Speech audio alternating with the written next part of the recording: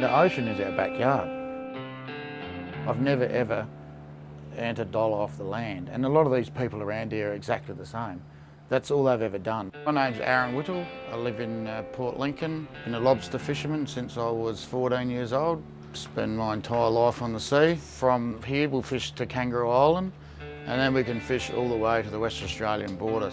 So our product is all kept live, straight out of the lobster pot into the lobster tanks. Then that product is kept completely live until we get home.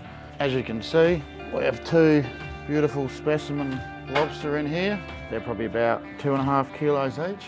So he's probably about $270 worth. The things that threaten our industry are seismic survey. Seismic survey is a big concern for us and has been for a long time. And there's pretty strong evidence that any seismic survey damages lobster, and we don't even know what it does to the purulus. And the purulus is the little baby lobster. They're talking about doing their drilling out in the head of the bight.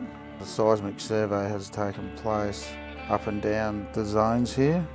One of the biggest producing zones in the industry is right here. And they're talking about doing their survey right in here. Here in Lincoln, we have the biggest multi-species fishery in the Southern Hemisphere. This whole town, well, it's not a town now, it's a city, survives virtually and always has, mainly on the fishing industry. And virtually the whole coastline does as well. On the side of oil drilling, I can only imagine the devastation that would happen if there was some sort of spill.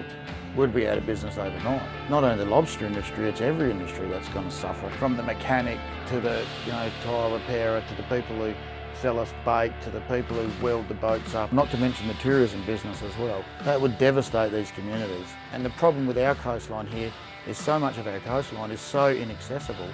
If you had a spill, you would only be able to mop up certain parts of it. The rest of it, you could never get to it. It's all I'll ever do, it's all I've ever done. And every boat you're looking around here, ask them, they'll probably tell you the same thing. It's far more than just making a living from it. It's because we respect and we love the ocean and all the creatures in it. My father did it before me, and I hope my kids can do it in the future.